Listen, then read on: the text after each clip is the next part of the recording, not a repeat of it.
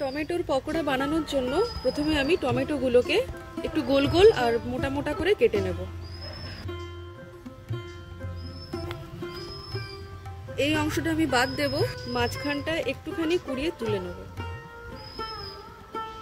এইটা বলে খাওয়া খুব খারাপ, খুব বিষাক্ত হয় এই বোটাটা, তো এটাকে আমি বাদ দিয়ে দেব। খুব বেশি মোটা করব না, আবার খুব পাতলাও করব না। এই যে এই রকম সাইজ রাখবো আমি। এই যে আমি টমেটোগুলো কেটে নিয়েছি, এবার কাঁচা লঙ্কাগুলো একটু কেটে নেব। আমি টমেটো আর কাঁচা লঙ্কা কেটে নিয়েছি, এবার আমি ব্যাটারটা তৈরি করে নেব। ব্যাটারের জন্য আমি এখানে দিয়ে দিচ্ছি একটু বেসন, দিয়ে দিচ্ছি অল্প একটু ময়দা, 2 চামচ মতো ময়দা দিলাম, আর দিয়ে দেব একটু চালের গুঁড়ো। চালের গুঁড়ো দিলে পকোড়া বা চপ এগুলো অনেকক্ষণ পর্যন্ত বেশ ক্রিস্পি থাকে।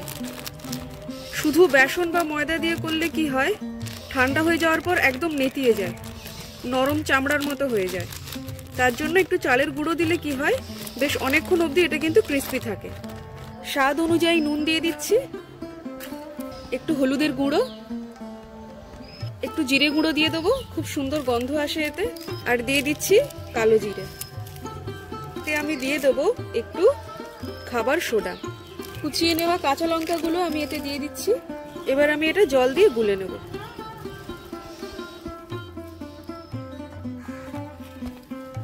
এই যে আমি ব্যাটার গুলে নিয়েছি, আমার ব্যাটার গোলা হয়ে গেছে। খুব বেশি পাতলা করব না, আবার খুব বেশিও গাঢ় হবে না, এই যে এই রকম কনসিস্টেন্সি থাকবে।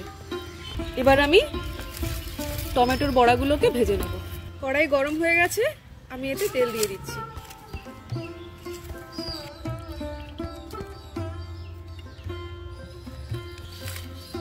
তেল গরম হয়ে গেছে, এবার আমি এই যে টমেটোটাকে ব্যাটারের মধ্যে চুবিয়ে নেব, নিয়ে এটাকে আমি কড়াইতে দিয়ে ভেজে নেব। এই ভালো করে একবার চুবিয়ে নিলাম, এক্সট্রা ব্যাটারগুলোকে ঝরিয়ে নিলাম, এবার এটাকে ভেজে নেব।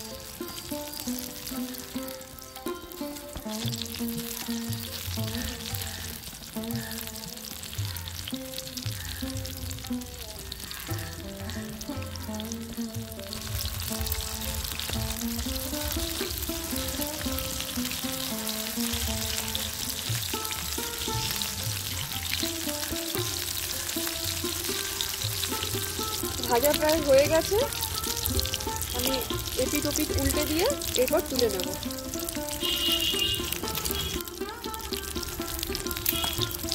ভাজা হয়ে গেছে ভালোভাবে, এবার আমি তুলে নেব।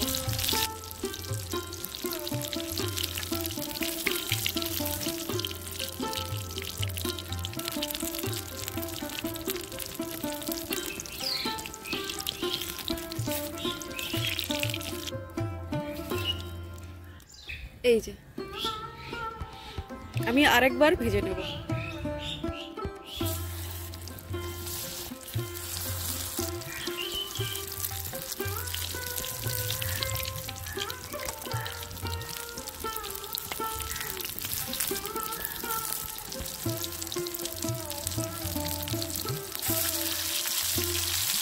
হয়ে গেছে, আমি এবার তুলে নেব।